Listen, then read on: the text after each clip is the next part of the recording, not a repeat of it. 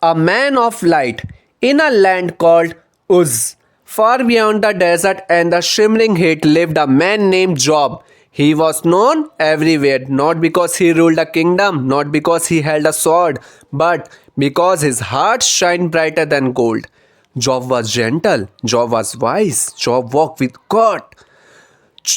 Even on ordinary days, he owned thousands of animals, field stretching like carpets of green, and a home full of music and laughter. People said the same thing everywhere. If goodness was a person, it would like a job. His children, 7 sons and 3 daughters, were his pride. They celebrated together often. They laughed loudly, sang freely, and always invited their father to join. Job would watch them, smile softly, and whisper, "May God keep them safe even in their joy. May their heart stay close to Him." Little did he know, a storm was waiting behind the brightest sky, a conversation in the heaven. One day, in the realm unseen by human eyes, a meeting took place. Angels stood like pillars of lights before God. They sang of mountains and ocean He had made.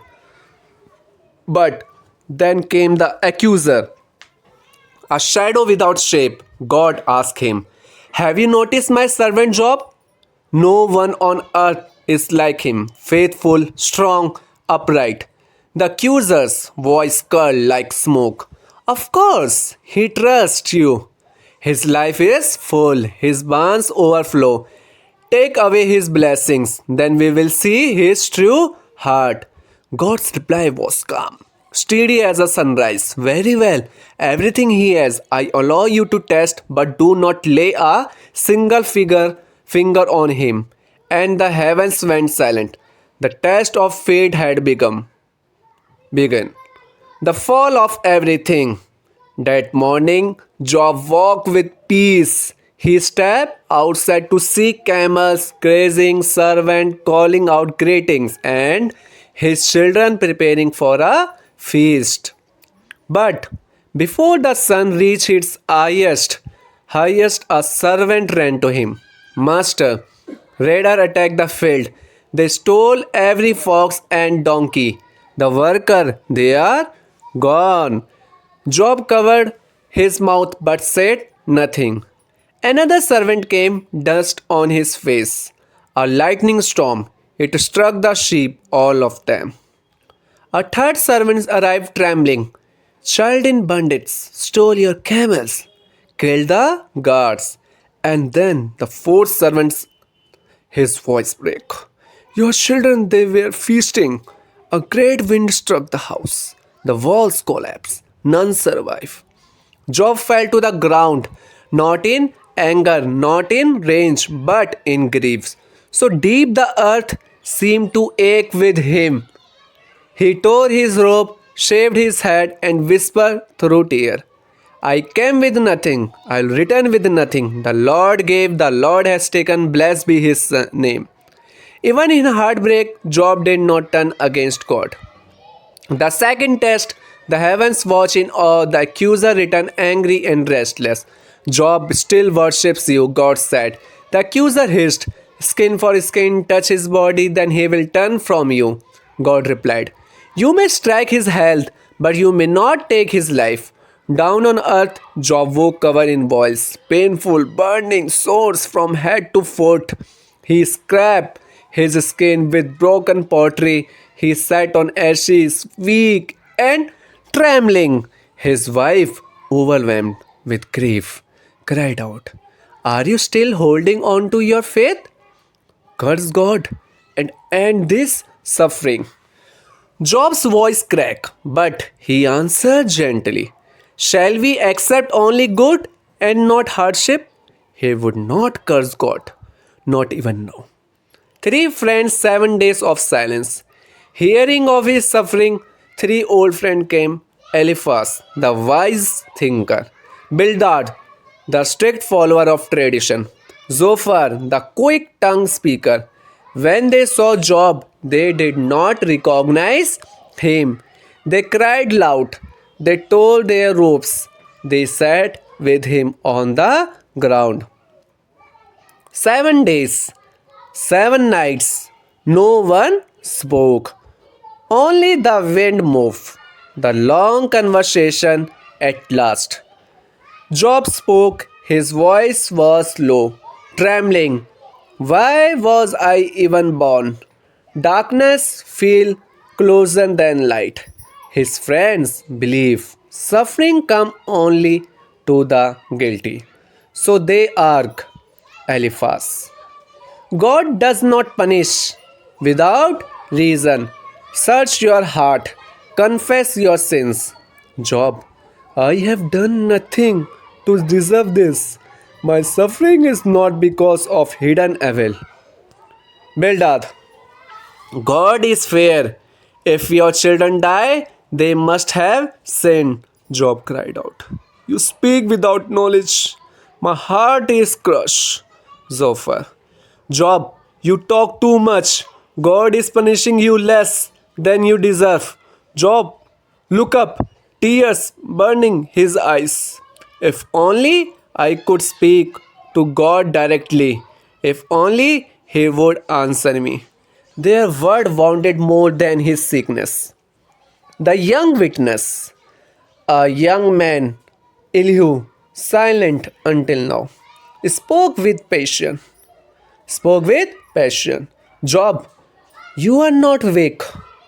You are not weak, but you have accused God of being unfair. God speaks through storm, whisper, dreams, but humans do not always listen. Pain can be teacher. Job listen. His heart softened just enough for hope to enter again. God speaks from the whirlwind. Thunder rolled, a wind roared through the valley. Clouds spiral like living fire. And from the whirlwind came a voice. Job, where were you when? Where were you when I laid the foundation of the earth? The voice was powerful, yet full of mystery. Do you command the morning? Do you stole the snow? Do you tame the sea? Do you guide the stars? Job trembled. God was not scolding him. He was opening Job's eyes. The world was far bigger than Job, a pain. God's wisdom stretched beyond all understanding.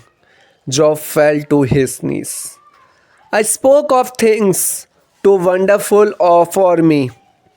I cannot comprehend your ways. Forgive me. Vindication.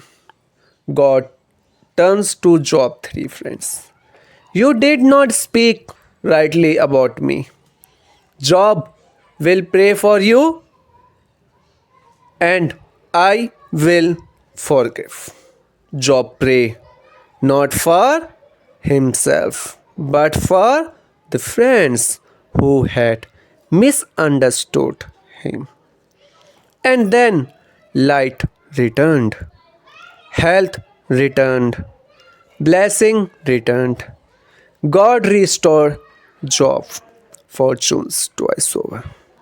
His animals multiplied, his land expanded, his home filled again with laughter. He had 7 more sons and 3 daughters, more beautiful than any in the land. And Job lived long, seeing his family through 4 generations. His life became a testimony, not of wealth, not of comfort, but of unshakable faith. The story of Job is not about pain, it's about trust. When everything breaks, it teaches us God is closer than we feel. Suffering is not always punishment. Faith shines brightest in darkness. Questions do not scare God. Restoration is real. Our story continues even after loss. Job's life whispers through the ages.